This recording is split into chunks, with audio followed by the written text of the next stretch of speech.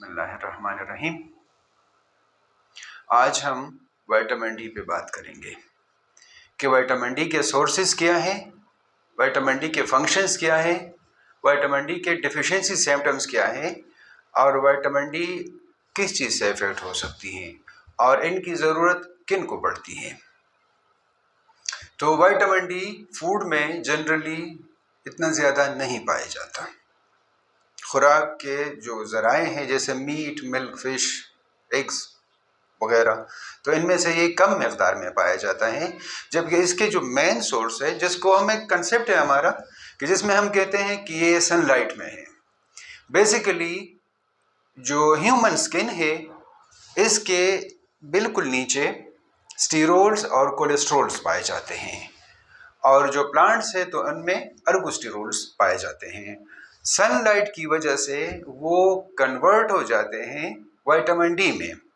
اب vitamin D میں جب اس کی کنورژن ہو جاتی ہے تو انٹسٹینل ٹریکٹ سے کیلشیم اور فاسفورس کی ایبزارپشن وائٹامن ڈی کا کام ہے۔ وائٹامن ڈی کیلشیم اور فاسفورس کے ایبزارپشن میں مین رول پلے کرتی ہے انٹسٹینل ٹریکٹ سے، اور یہ کیلشیم اور فاسفورس جو ہے یہ بون ٹیتھ فارمیشن کے لیے یا جو میمل ہے ان کے گروتھ کے لیے ضروری ہوتے ہیں۔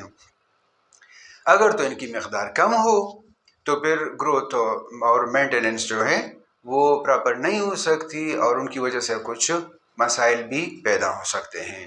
تو جو رول ہے اس کا یہ ہے، جو سورس ہے اس کا وہ ہم نے بتا دیا، اور جو اس کی ڈیفیشنسی سمپٹمز ہے تو ڈیفیشنسی سمپٹمز اس کی یہ ہے کہ بچوں میں ایک بیماری آتی ہے ریکٹس، سافننگ آف بونز، جس میں سے یہ ہڈیاں کمزور پڑ جاتی ہیں۔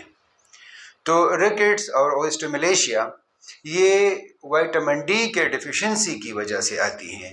اب یہ آتی جو ہے تو اس کے لیے جو مین فیکٹر ہے وہ ہے سن لائٹ یا الٹرا وائلٹ لائٹ، اصل میں سٹیرولز، کولیسٹرول اور ارگوسٹیرولز کو کنورٹ کرتی ہے وائٹامن ڈی میں۔ تو جب سن لائٹ کہیں پہ کم پڑتی ہے یا اسکن لارجلی کور ہوتی ہے کپڑوں وغیرہ دوسری چیزوں سے، ہم ڈالتے ہیں اپنے جسم کو سردی میں، تو ہم پہ جتنی سورج کی شعاع کم پڑتی ہے اتنی ہی اس کی کنورژن وائٹامن ڈی میں کم ہو جاتی ہے، اور اتنی ہی اس کی مقدار کم ہو سکتی ہے۔ تو اس کے کمی کی جو بنیادی وجوہات ہے وہ سورج کی شعاؤں کا یا سورج کی جو روشنی ہے اس کا نہ ہونا اور سکن کا زیادہ تر کور کرنا ہی ہے۔ اب یہ جو اس کی سینسٹیوٹی ہے تو اس کی سینسٹیوٹی کچھ اس طرح نہیں ہے کہ یہ ہیٹ وغیرہ سے افیکٹ نہیں ہو سکتے، کمپیریٹیولی یہ سٹیبل ہوتے ہیں۔ اب جتنی اس کی سٹیبلٹی زیادہ ہوتی ہے تو ان کی لاسز بھی کم ہی آتی ہیں باڈی میں۔ اس حساب سے اگر دیکھیں تو کوکنگ فرائنگ وغیرہ سے اس پہ کچھ اثر نہیں پڑتا، نہ ہونے کے برابر ہوتا ہے۔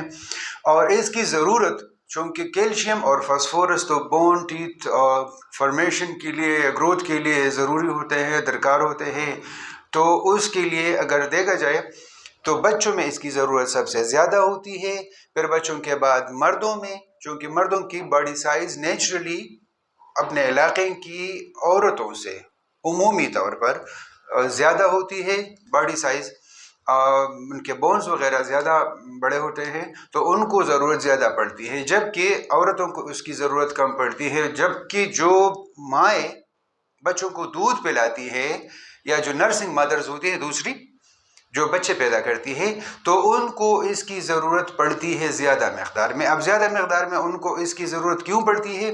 کیونکہ کیلشیم، فاسفورس وغیرہ سے ان بچوں کے جسمانی اعضاء بنتے ہیں۔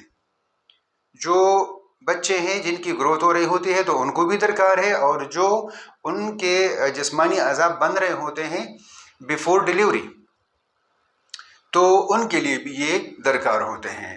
تو ہم نے آج کے لیکچر میں ڈسکس کیا کہ وائٹامن ڈی کے سورس کیا ہیں، اس کے بارے میں جو ہمارے کنسیپٹ ہے جو ہم سنتے آئے ہیں کہ سورج کی شعاؤں میں ہے، تو نہیں، سورج کی شعاؤں میں نہیں ہے، بلکہ یہ سٹیرولز اور کولیسٹرول جو ہیومن سکن کے نیچے اور ارگوسٹیرولز جو پلانٹس کے سکن کے نیچے آتے ہیں پیلز وغیرہ کے، تو اس کو کنورٹ کر لیتے ہیں سن لائٹ میں یا الٹرا وائلٹ لائٹ میں، اور کیلشیم فاسفورس ایبزارپشن کرتے ہیں کہاں سے؟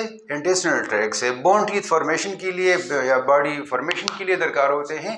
اور اس کی ڈیفیشنسی سے ریکٹس اور اوسٹومیلیشیا کی بیماریاں ہو سکتی ہیں جس میں سفننگ آف بونز وغیرہ ہیں. ہیٹ سے اس پر اثر کم پڑتا ہے اور ضرورت بچوں کو زیادہ، مردوں کو اس سے کم.